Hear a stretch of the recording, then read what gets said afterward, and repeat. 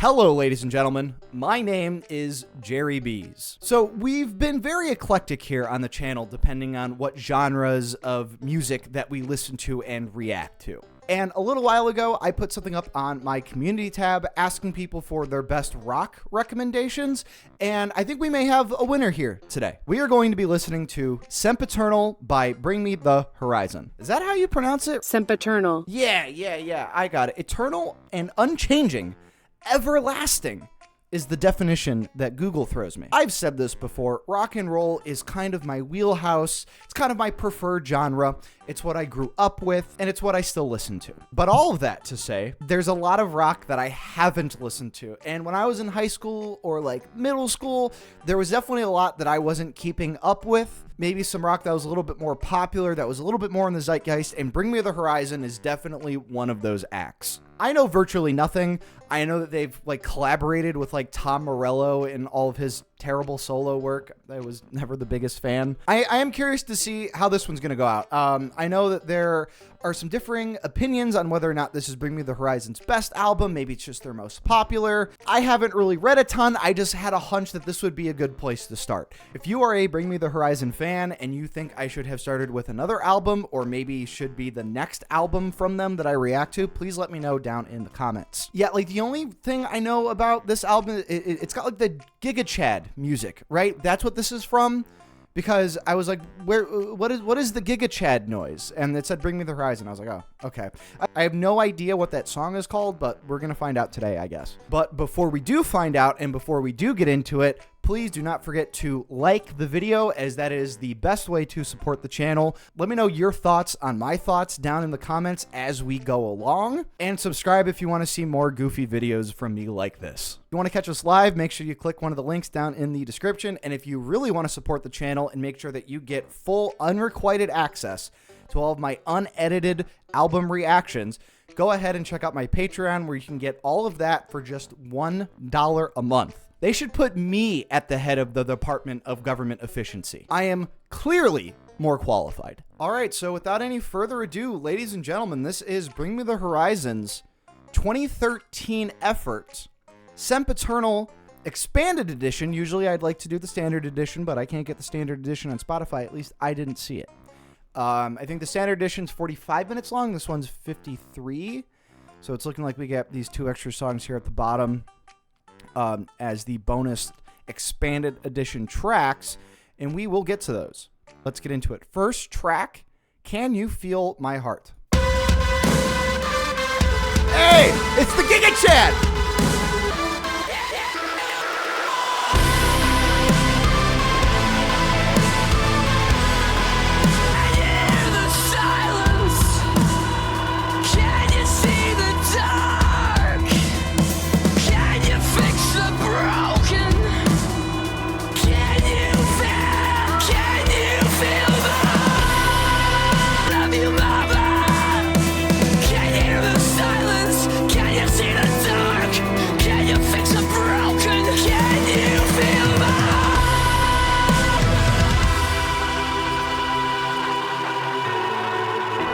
Dropping us down to pick us back up. We'll see where we go.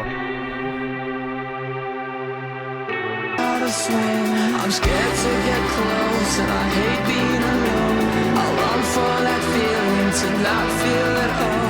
The higher I get, the lower I'll sink. I drown my demons, they know how to swim. Can't drown my demons, they know how to swim.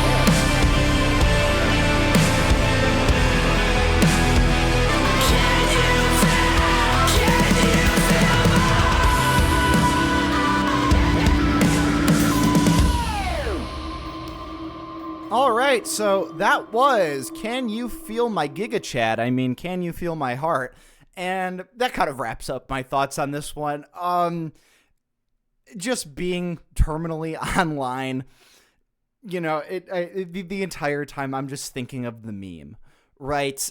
But there's something to be said to that because, it's such an interesting sound that when the Giga Chad meme was at the height of its popularity, I was like, okay, what is this song? What is this sound? Because it is really interesting. It just is how they kind of layer all the electronic stuff in the background too.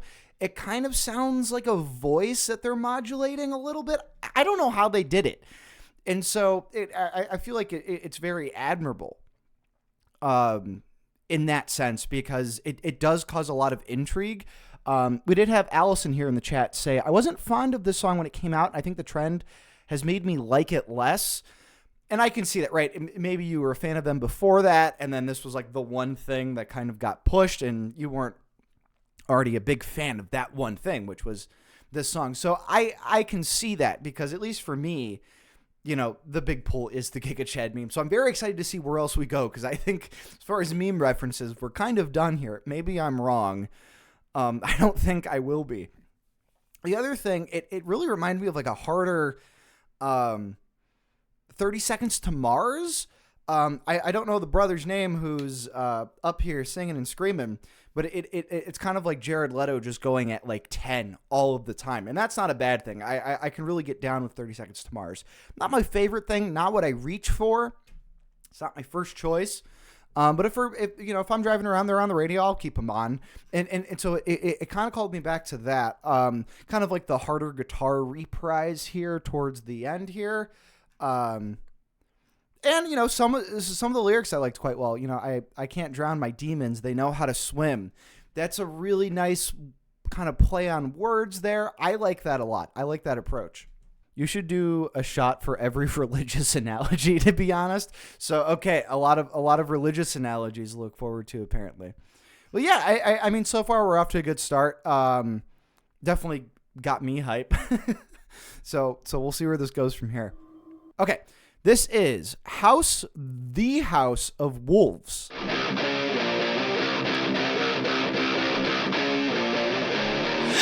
me a sign, show me a reason to kill. A solitary fuck about your goddamn beliefs. I'm going blind, but one thing's clear.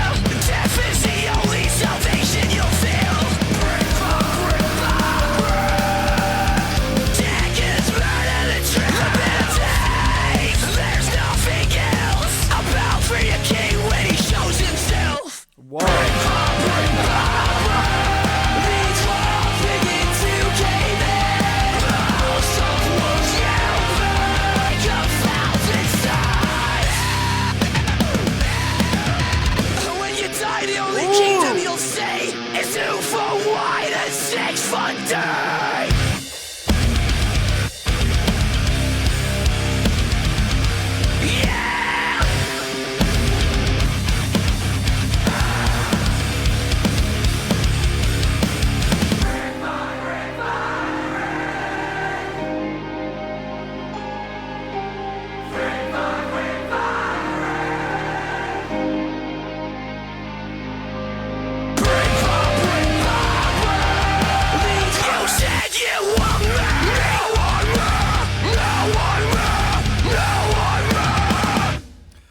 Wow. I loved this one. I love this one quite a bit. Very hard, right? It goes really hard. You know, those just like deep chugging guitars. And, you know, like the screams are one thing, but there was also like a lot of emotional inflection. This was a very emotional song. And I deem pretty personal, I guess, too, given how the emotion comes through with the lyrics. Ladies and gentlemen, I would have loved this in high school. I was in high school when this came out. And I really should have been like, I would have loved this. I was one of those 14-year-old atheists that condescendingly read the Bible, you know, like like this shit. Obviously, I am a little bit more even-keeled when it comes to that shit. What you believe in is none of my goddamn business at all. But I think for a lot of kids like me, right, if I think about, you know, listening to this when it came out and I was about that age and I was into Richard Dawkins and all that shit, this would have been very, very cathartic for me. I had an easier experience with this, but, you know, maybe coming out as non-believers, you feel like you're the only one, or maybe you're subjugated or kind of outcast because of that. And so this can honestly really save somebody's life sometimes. You know, songs like this, for me, it was The Body, the Blood, and the Machine by the Thermals, a terrific album.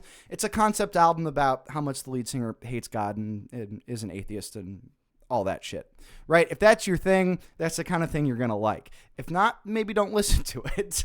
But all of that to say, you know, I do like some of the imagery here, you know, beyond just the only kingdom that you'll see is going to be 2 foot wide and 6 foot deep, which has a really nice, like, rhythm to it. I'm going to interpret the house of wolves you built, maybe, like, if we're looking at it from, like, a Christian perspective, right, where you have your flock of sheep, maybe wolves in sheep's clothing, right? My soul can be saved if I sell you my sins is just wicked. Yeah, so obviously here, you know, kind of pointing out the hypocrisy, toxicity that a lot of people experience in organized religions. Yeah, I like this one a lot. Metalcore for the win. Okay, moving on. Empire, let them sing. To the throne, the blood on my hands covered the holes. We be surrounded by vicious cycles. And we're truly alone. The scars on your eye, yours to atone. We be surrounded. Let them sing, let them sing.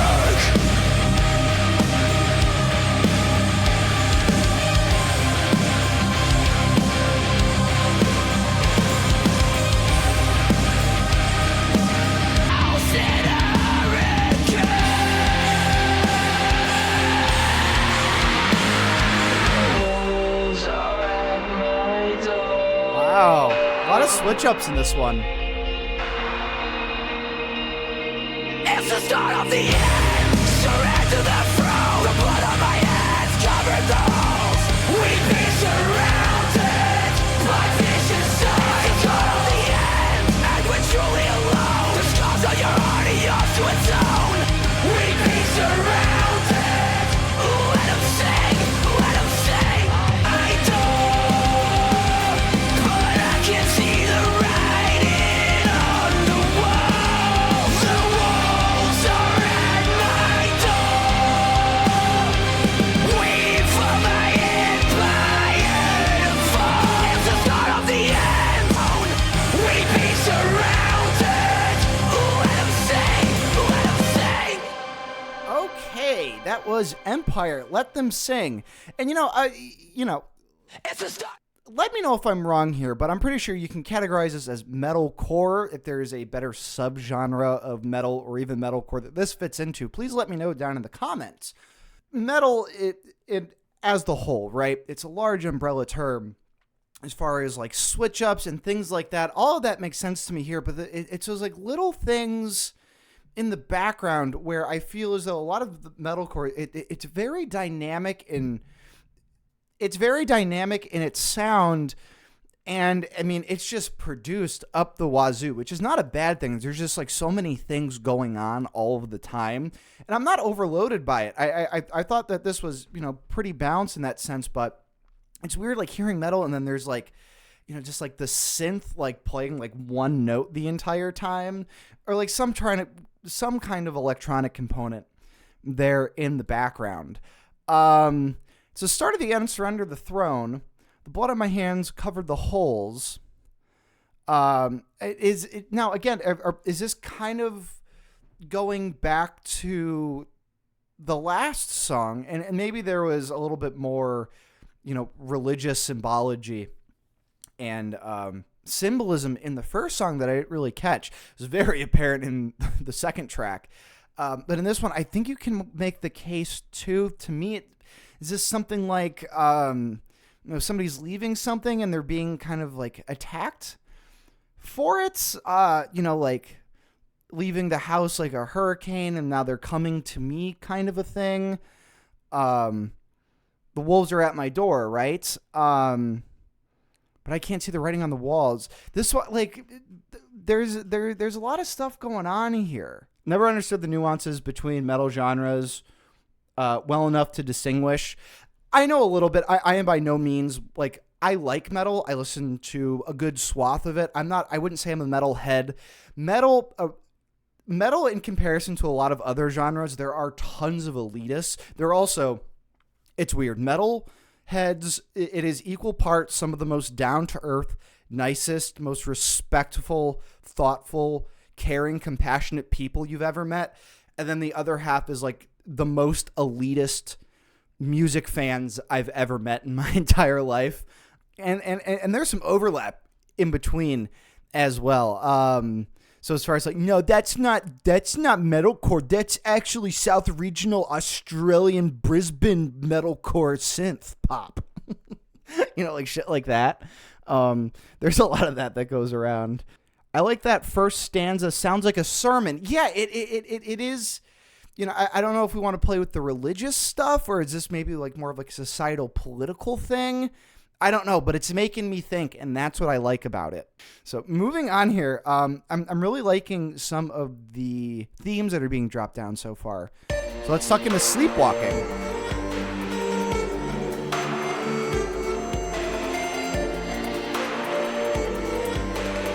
Owl City.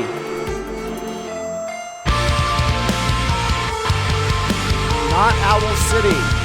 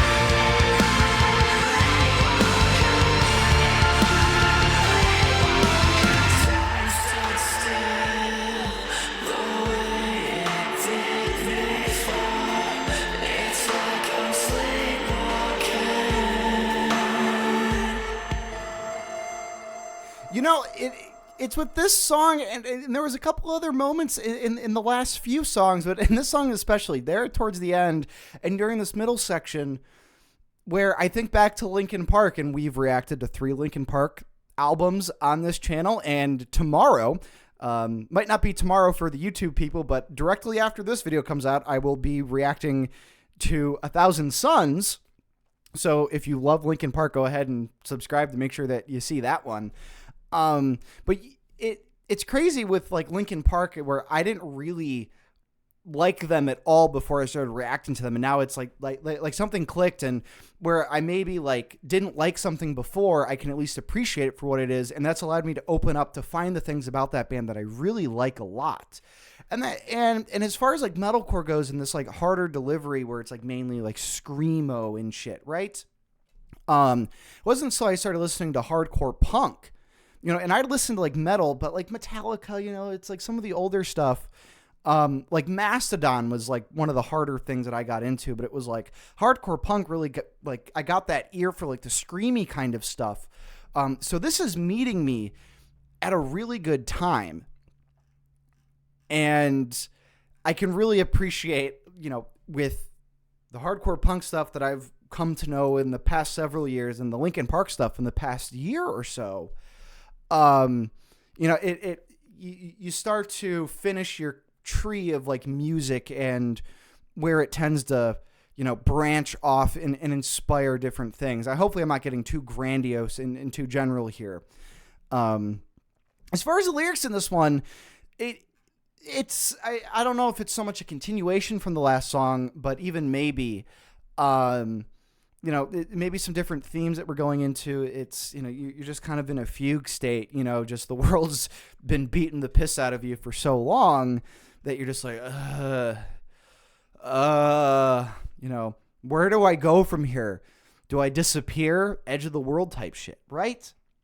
It's written a little bit more consciously and consciously is probably the wrong word, but I'll use it for this example, and maybe, you can come up with a better word. It's written a little bit more consciously than maybe, like, let's say a lot of, like, I thought Breaking Benjamin, a lot of those songs, or even some of the early Linkin Park songs were written where it's just like, it's like sad and it's, depressing just for the sake of being depressing. There's like something else here in between the lines. And I'm not quite sure where to place it. This might be a thing where I can revisit it afterward, or I'll catch it as we continue on with the album. I like how the whole album tackles not only the anger towards the outside world, but also how permanent anguish causes a lot of self-destruction and mental crisis. So is that the lead singer's name, Ollie? Ollie, because he's got a hell of a voice. What is the drummer's name? Because that drummer has been killing it. Matt Nichols. Matt Nichols has been absolutely tearing it up on the set so far, and it has not gone unnoticed. It has not gone unnoticed at all. Ollie Skies, okay. The lead singer cited Hybrid Theory as one of his favorite albums, so it's not shocking there's a bit of influence from there. It's very apparent in this song. It's very apparent in this song. Especially like in like metalcore, and they can be known for their solos, but a lot of it is how the guitars, whereas, they're at the fucking front of a lot of other metal genres and a lot of other rock and roll, to be honest with you. It's more so, what's the tone like? How are we going to structure the song? And how is that fucking riff and how is that breakdown going to hit us? Which is a very nu metal thing. Very Linkin Park thing, right? The tree of music. Okay, well, we'll move on from Sleepwalking, knowing all of that, and move on to Go to Hell for Heaven's Sake.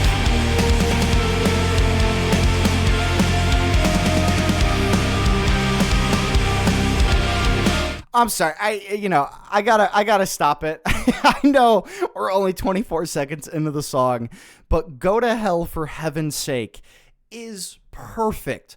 There's just something about that makes me really happy. I really love that. And then you spin. No one wants to hear you. No one wants to stray you. So desperate and pathetic. I'm begging you to spare me the pleasure of your company. When did the diamonds leave your bones? I'm burning down every bridge we made. I want to choke on the heart you break. I wish I could go to hell for heaven's sake. Go to hell for heaven's sake. Take. When did the diamonds leave your bones?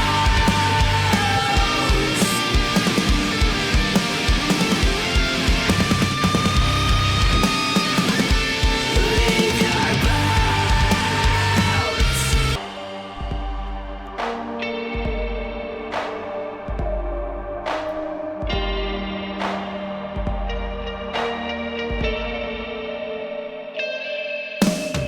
I'm burning down every bridge we made. I want to choke on the heart you break. I'm bleeding out every word you say.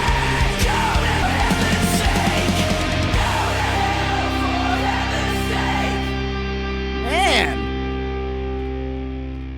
let's give it up for Bring Me the Horizon, everybody. Come on, this one was terribly fun. Emmy here in the chat says their melodies are underrated and so singable, and I got to agree, and that's been something that I've been meaning to bring up. They're not like so earwormy for me, and it doesn't have to be as far as it being catchy, but there's something about how this is recorded and performed and how the songs are structured that makes me like want to really see this live. I'm sure in a live setting, just like 40,000 metalheads just screaming, "Go to hell for heaven's sake." Like, come on now. Really caught the, now that, I clocked the whole Linkin Park influence here. Hearing that in this one is just like so undeniable for me, especially within the verses. And, thematically, this is a really like, lyrically here, this is like a very like concise and consistent record because it seemed like it's been not in every single song, but I think in like all the songs but one or maybe two so far, they've mentioned wolves. And it seems as though, earlier when I said like something about the wolves are coming to get me or something, are those like wolves in sheep's, or no, House of Wolves, right? So maybe they're wolves in sheep's clothing. But here it's very apparent, you're not a shepherd, you're just a sheep. Feed them to the sharks, throw them to the wolves. And I think that they're really trying to point out that dichotomy between the wolves and the sheeps, at least, in maybe folklore and in folk tales, and here, sheep maybe isn't used as a symbol of something that's very innocent and peaceful and mild, but just another follower, definitely not a leader like a shepherd would be. So, this is definitely pointing out the faults in power structure, be it religious, be it political, be it institutional, right? And I think that they're really trying to nail that point down pretty hard in this so far. Shadow Moses. This one's definitely not going to be religious. Yeah, church choirs, not religious. Can you tell from the look in our eyes? We live our lives and we're ready to die. Can you tell from the look in our eyes? We live our lives and we're ready to die. We're going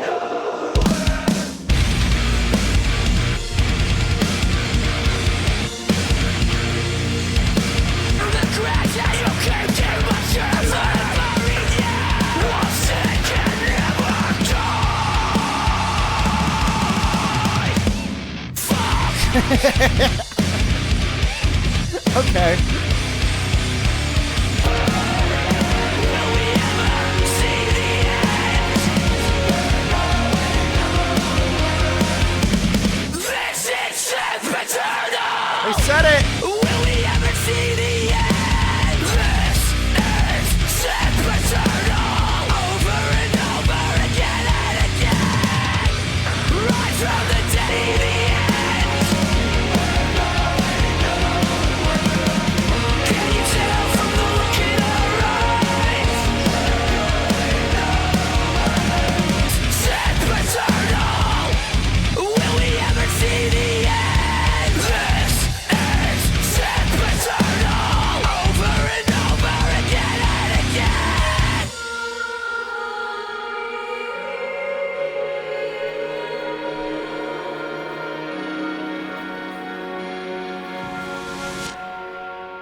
So that was Shadow Moses, and this was just a straight up jam.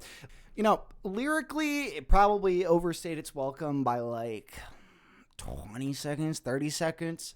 But what's there is good.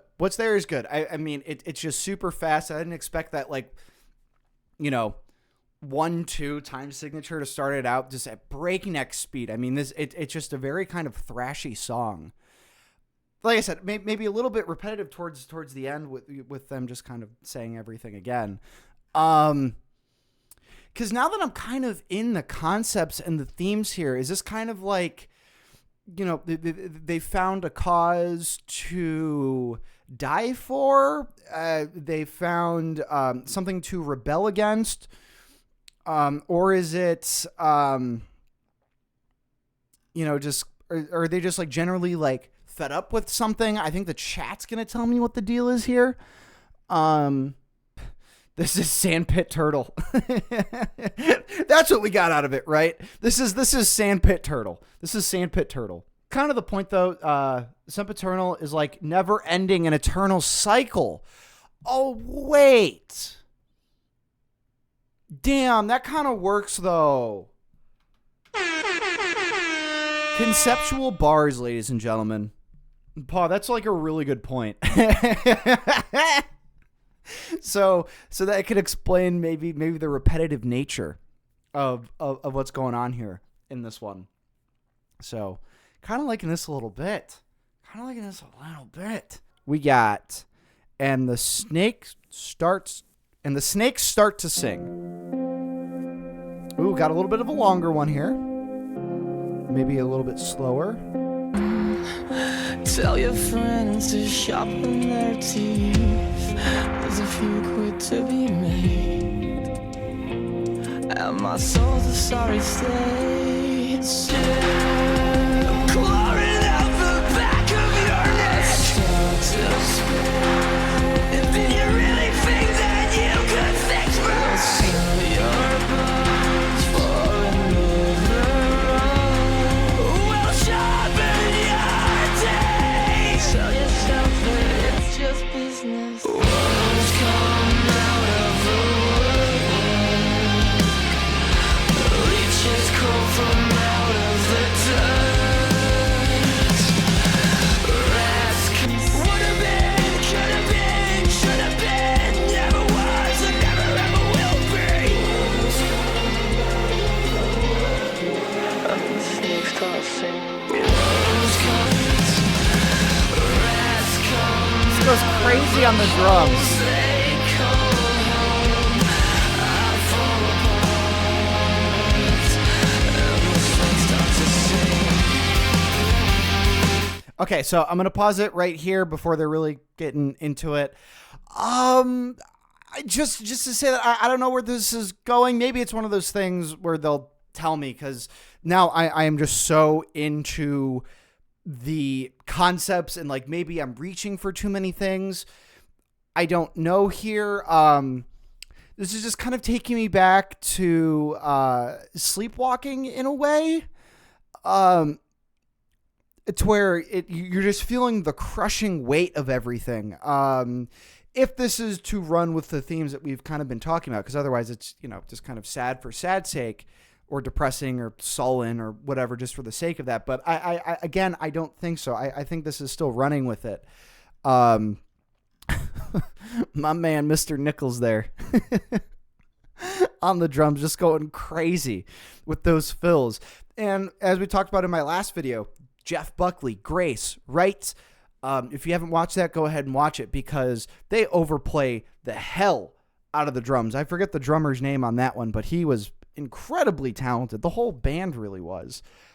So you really won't ever hear me talk smack on a drummer who overplays too much, but it has to go with noticing and with saying and with admiration and with admiration. Hey, yo!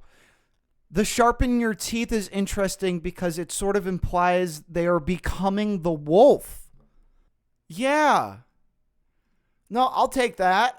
Just because you said so. Less thinking for me. The apple of your eye, or just a step to climb. If you can't go with the eagles, then don't fly with the flock. Are you still getting high? Did you catch your own reflection? Or just a step, a fucking step to climb? Yeah, this was one that was emotional. It maybe not there towards the end, but it definitely was a little bit slower. And for how an album is paced and where this song is placed on the album, I think it works really well. It gives it a really nice gel. It's pretty much smack dab in the middle of it too. So I think this is a pretty good book. No, it's actually not a bookend at all. I think it's really good middle marker. So maybe this can serve as an opportunity to maybe see some progression throughout the album and to delve into these ideas a little bit more. Cheddar's coming in here in the chat, right? Our friend Cheddar. It's coming in here with some great analyses, talking about how they're sharpening their teeth, so maybe they're becoming the wolves. So instead of the wolves coming for them, now it's moved to the person they were with becoming a part of the wolf pack coming after him. And then Emmy says, I like this one as a pure album cut. It's not trying to be anything that it's not. And I got to agree with you there. I think where it's placed on the album, how it flows, like I said, it starts off as a little bit slower and it's a little bit longer too. Not the longest song on the record. That's going to be Hospital for Souls here in a little bit. But I am just like really gelling with a lot of what they're throwing down here. And, of course, the the drumming and the vocals are going to be two pieces of instrumentation that I'm going to be bringing home so far. But we're only halfway through it, right? We got so many more songs to get through. So moving on here, this is Seen It All Before.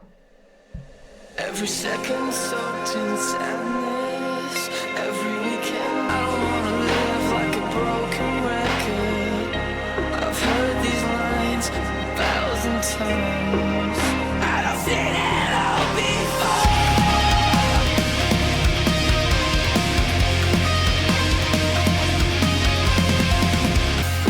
One awful mess I've made. There's nothing left to say. Every second soaked in sadness. Every weekend is a war. And I'm drowning in the...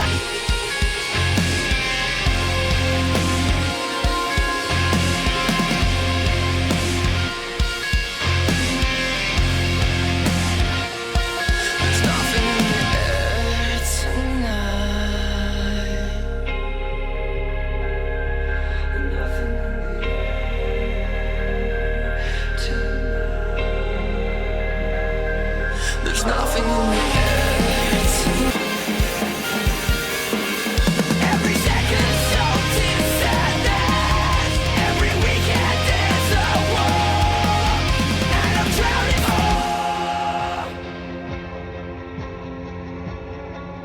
All right, they're going to build this back up.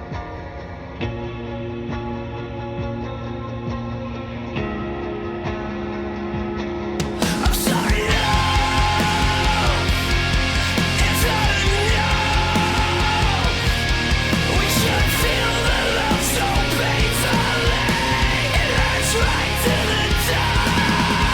No, instead of. It's not enough. It's not enough. Damn. So this one, lyrically, it is speaking to this, the cyclical nature, and the definition of sempiternal, right? This like never-ending cycle.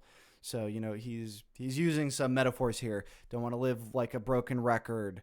Seen these lines 1,000 times. I'm drowning in the deja vu. But now it seems as though this is something that's a little bit more intimate here, especially we get towards the end. This is maybe something that he's dealing with another person. And then, there's, just like this line, like every weekend is a war. So I can only interpret that as like, maybe he's, with his people more and there's interpersonal things going on. I think that's kind of what I'm getting on a first listen here. He's just so absolutely drained from everything that love itself just isn't enough. It's kind of reminding me of Death Consciousness in a way, just by how like absolutely depressing it all is. This one goes back to the sempiternal concept of never-ending cycles, whether being political or emotional or religious conflicts. This one's definitely an emotional conflict. This is 100% emotional conflict, and I like that take. It's because of what happens religiously, politically, or within those power structures. It's impossible for your emotions not to get in the way or to be affected by those things. Or emotional baggage could just be enough, right? Antivist? Like activist, but Antivist? Okay, we'll go.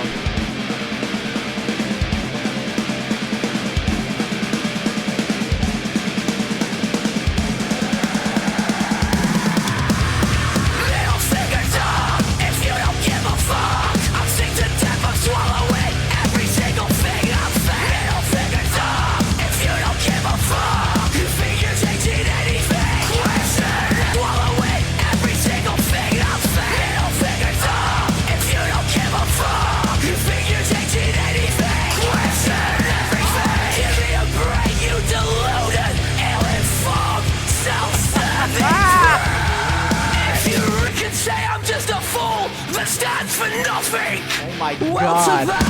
I say you're a god. We love the Brits. Yeah, we love the Brits, and I like this one quite a bit. So this is obviously picking fun at the maybe some of the more social justice warrior types online, because obviously Ollie here wants you to get out onto the streets and off of your screens. So maybe because social justice warriors, maybe a little bit more on the left side, and then you'll have the same comparison maybe on the right. But just bitching at each other on the internet is like ugh. Gag me with a spoon, right? Like, get off on the streets. It's very maybe a little bit more immature lyrics that we've seen so far on the album. Just like middle fingers up if you don't give a fuck, right? I could imagine this being crazy to play live. They probably wrote this like, oh, dude, this is gonna be fire when we play this live. I'm gonna see people going crazy for this. So again, so this is not just saying like, fuck the people at the top, fuck all these institutions. This is like bros, comrades, cousins, friends, buddies, pals. What are we doing? Like, we got to do something here, but just bitching online is not going to do anything about it. You think you're changing anything? Question everything. It's this. It's almost like this wake up call. Like, what the hell are we doing? And he's obviously real pissed off. Give me a break, you deluded, ill-informed, self-serving pricks. No blood without war. You can say I'm just a fool that stands for nothing, and then drops the word, right? Your children are there's so many great one lines in this one so far, and it's so much fun. This one is so much fun, and depending on where you fall in the political spectrum, it's fucking February 19th, 2025, and there's something about this that I'm like, yes, this is good. I like this. Let's keep it going.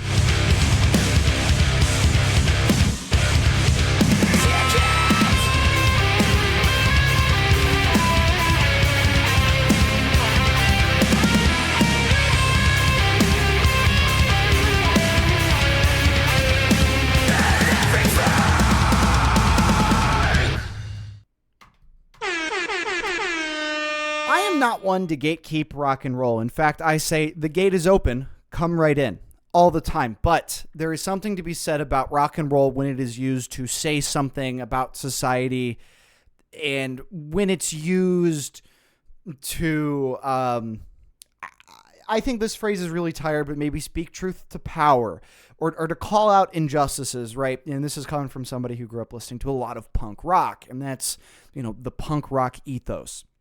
It's maybe why, when I hear bands like, Blink-182, I'm like, shut the fuck up. But with this, I'm not saying that you have to make a song like this that's calling out injustices that you see in society and wanting to hold those in power accountable and wanting to see better out of your fellow countrymen or like-minded people or whatever the hell it is. But it just hits so much harder when it does. And I think it always will. And the same is true for every genre of music. To Pimp a Butterfly, right? And we listen to The Forever Story by Jid, right? Lots of that going on. And that was more just like a commentary of maybe the black experience and all of its shapes and forms.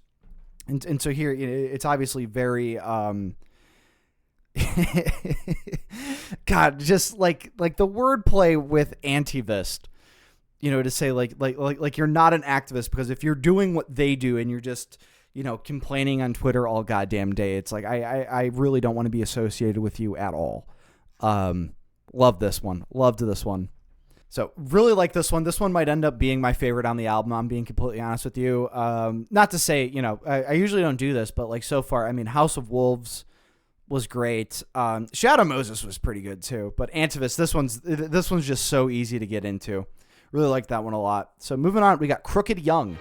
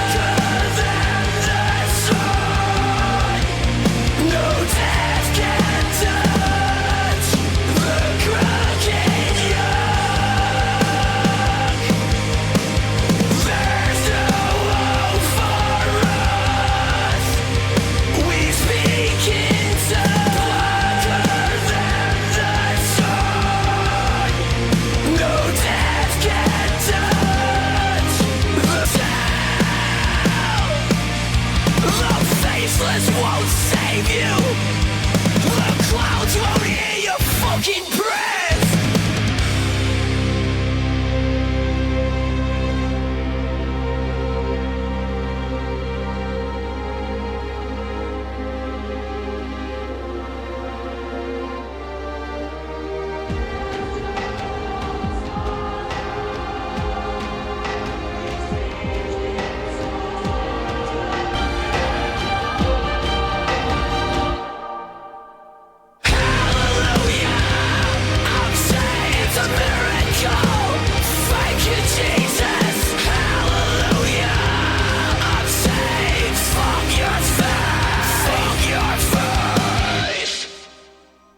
Okay, so that was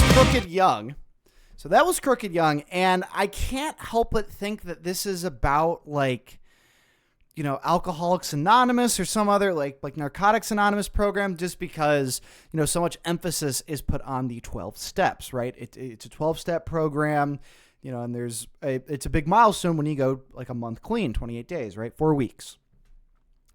That isn't really brought out anywhere else. Maybe you can interpret, like, you know, we speak in tongues blacker than the sun for maybe when you're drunk and you're kind of talking like that, but it's really not called out any more than what's there. Other than that, this is definitely running true with the rest of the themes that we've heard in a very less than symbolic way. He's just coming out and saying, you know, fuck your faith, all of this, you know, and people, you know, making snide remarks, you know, the clouds won't hear your fucking prayers. So this is definitely something that irks him quite a bit.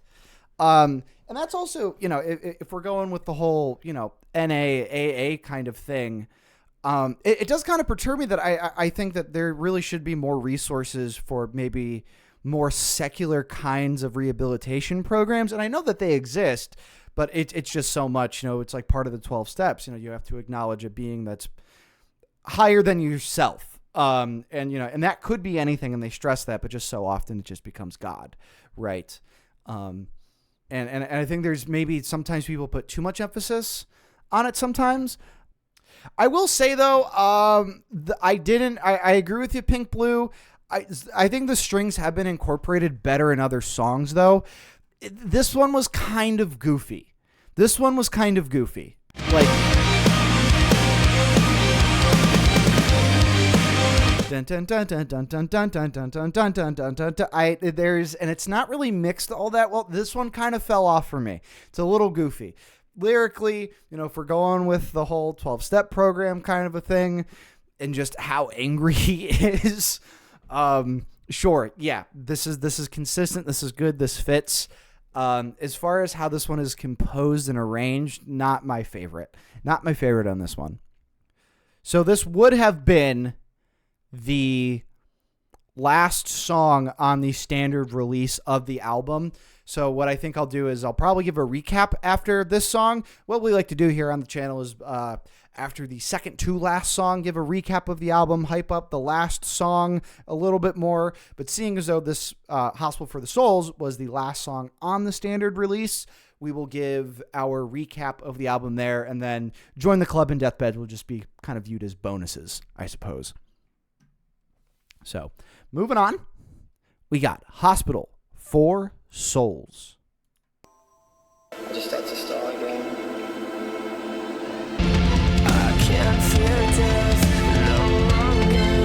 I'm tired of thousands of ways for the universe. We don't know ourselves.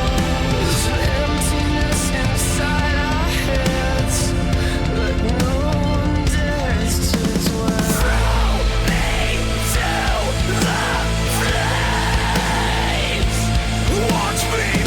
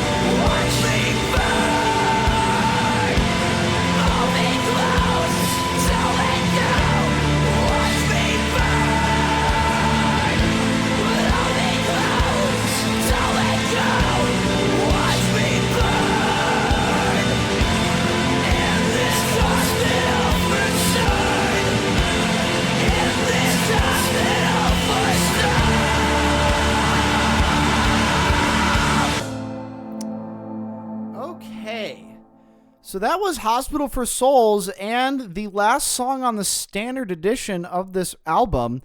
We are listening to the expanded version, so we got a couple more songs to go. But as a closer, that is very dramatic, and it's very expansive. The beginning of that song sounded so good. And lyrically, you know, I feel as though we've kind of met the conclusion of the album pretty good. Within all the concept, within all the themes, it seems, you know, just like everything's weighed down on them so much that, you know, there's a lot of ideation there towards the end, and maybe some self-harm there as well. Not even maybe, it's pretty much explicitly said. And, you know, there is this whole depressive episode that this album really is, but it's not just this kind of, you know, kind of depression that exists within the ether that's unexplained. It's, you know, like I said, it is the world weighing down on Ollie. So Sempiternal. You know, I really didn't think that I was going to like this as much as I did. I didn't know what to think.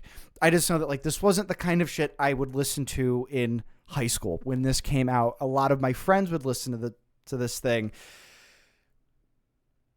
But given, like, you know, given the fuck yous to religion and, like, power structures, I would have been all about this. Like, I can't even really articulate it all that well. I'm, like, stumbling over my words. Because I feel as though that I'm seeing a lost friend. Or like, wow, where were you when I was young? Kind of a deal. I did think that the last two songs kind of left me out a little bit, but everything else was pretty damn solid. The House of Wolves and Antivist are being just shining stars on this for me. And the snake starts to sing, right? That was our kind of like our slower one there. And I felt like that was a pretty good song for its time and place on the album. Go to Hell for Heaven's Sake is just a crazy line. I had a lot of fun with this. Like I said, you know, metalcore is still something new that I'm getting into. So if you want to see me react to more metalcore outside of Bring Me the Horizon or more Bringing Me the Horizon, please let me know down in the comments. Like the video so more people like you see the video. Tell your friends about me. God damn it. But no, I really like this. You know, I said earlier in the album that it feels like a harder 30 Seconds to Mars, and they kind of kept that going throughout, but you really hear the influence from new metal bands like Linkin Park, and how metal, you know, new metal bands don't really rely on the guitar solo, and here it's more about the breakdowns, it's more about the guitar tones. The drummer, fucking Matt, was crazy. Ollie's a phenomenal vocalist. And it's crazy that, like, I didn't listen to, like, stuff like this when I was younger. It's like, I can't understand them at all. But now that I have an ear for it, I'm like, oh my God, dude, that's like, it's crazy. I know I've been saying it on the channel for forever. I used to, like, work out a fuck ton, and I just have not been able to get back to the gym in, like, a year. But, you know, I really should create, like, a workout playlist from the channel, because like this whole album is just crazy. And that was a big thing that I said about Linkin Park, right? It's like, this is fucking workout music.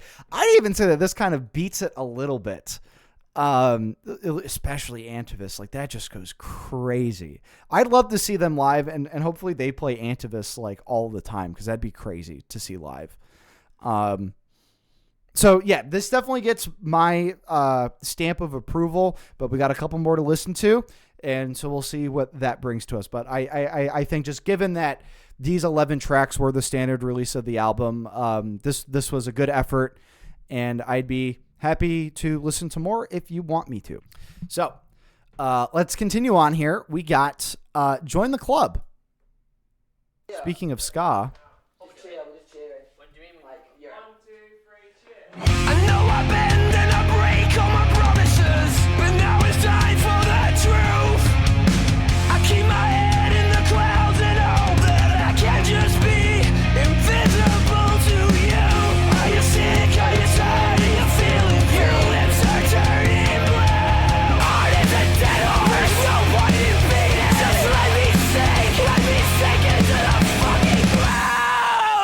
my God.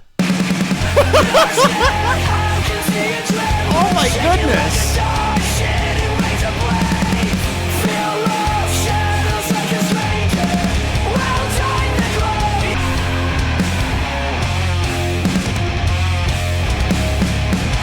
Okay, so this one's gonna probably be an issue getting past the censors on YouTube. This one's crazy. What the hell? Shaking like a dog? Shooting razor blades?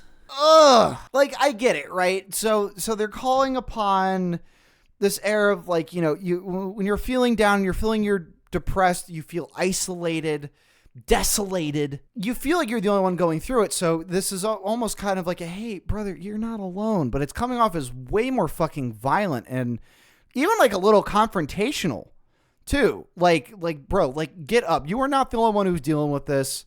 I think it is way more like, hey, you know, there's more of us than just kind of just saying like, fuck you. Like, you know, stop being like a sad prick. So in that sense, no, like, I get it. But holy hell. And again, he's got these really good one-liners, though. My heart is a dead horse. There's no point in beating. That's amazing. That's such a good line. So, you know, there's no point in beating a dead horse. Sure, right? We've all heard that. But making the comparison to a beating heart, my heart is a dead horse. There's no point in beating the dead horse, my beating heart. That is great songwriting. But then, oh my God, shaking like a dog eating razor blades is the craziest line I have listened to on this channel. 100%. And we've listened to some crazy shit. That's wow. In the clouds and hope that I can't just be invisible to you. You're scared, I can see a trail. Guitar in the left channel.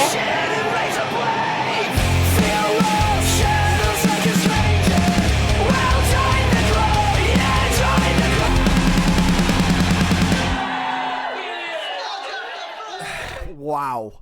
Just an absolute banger. An absolute banger. Cheddar says, I think it's more of like a you're not special, get over yourself kind of a song. Yeah, that's what I was saying. It feels like a little bit more confrontational. It's like, bro, like, stop. Like you're beating yourself like for no reason. So yeah, I mean, and this is obviously like, God, that's how it feels sometimes for some people, I guess. That's just a crazy line. It's like there are just two lines in this that I love so much. This is one of the best lines I've read on this channel. My heart is a dead horse. There's no point in beating. The double entendre there is insane. It's just very, very intelligent songwriting. Yeah, that's about it. So let's get to this last one. Deathbeds.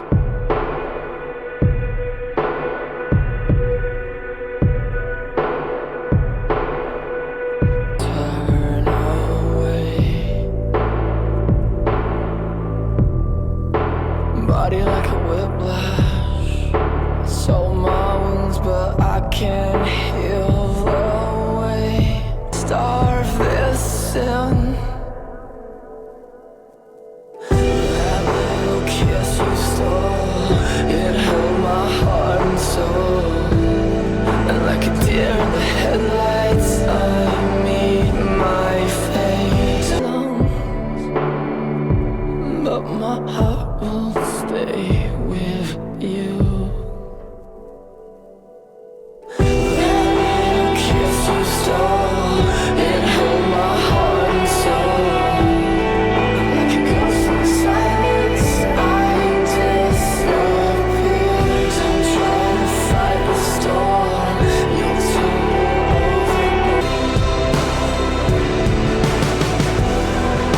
Time's bringing me back to you.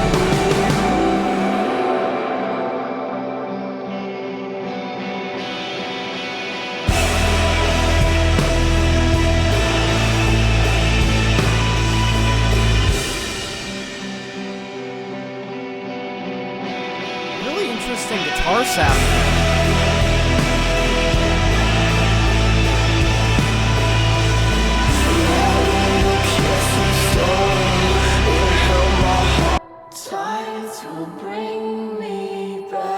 to you. So yeah, this one, there were some interesting production choices made here, but I can definitely tell this was a bonus track. It definitely doesn't fit into the rest of the album, even really conceptually or sonically. But it's nice to maybe see a especially more slower, softer side of the band. Soft as in terms of sound, not necessarily. I mean, it's all still kind of, sad and even violent. To some way, just death is around every corner with this band. But what do I think of Sempiternal? I thought that this was a great introduction to Bring Me the Horizon for me. There was a lot that I really liked. Ollie's voice is fantastic. Matt behind the drums is insane. The guitar tones are awesome.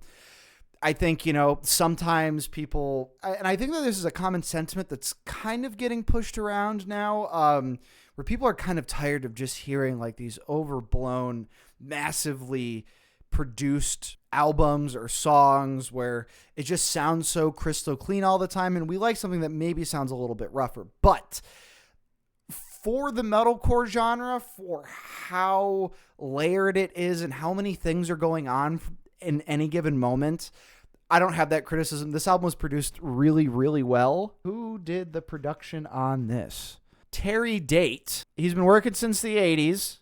He's done Pantera. He's done White Zombie, Astro Creep 2000, which is phenomenal. He did a real early Soundgarden, Screaming Trees, Deftones, Adrenaline. Okay, so this guy's been around the block.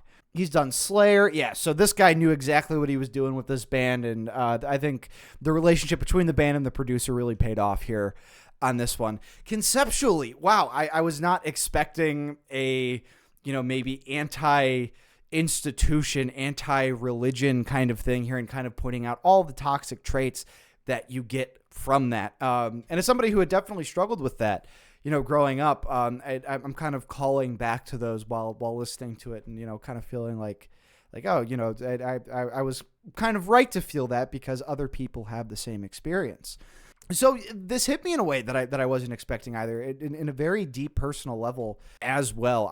This is something that I'll definitely be, going back to, just some of these are just classic like highway songs for me. You're getting on the highway and, you got to put on a burner of a song, and there's definitely quite a few of those there. So, yes, Bring Me the Horizon. I will probably be seeing you again. But you should let me know exactly what that album is, or whatever metalcore or whatever other band you want me to react to if you liked this reaction. Don't forget to subscribe if you want to see more stuff, and like the video, as that is the easiest way to support the channel. If you want to go the extra mile and support the channel just a little bit more, please check out my Patreon so you never miss any album reactions just for $1. Got some other tiers on there too. If you want to come hang out with us live, click one of the links down in the description below. But with that said, I've been Jerry Bees. You've been awesome. Take it easy. Diggity dog. Breaking.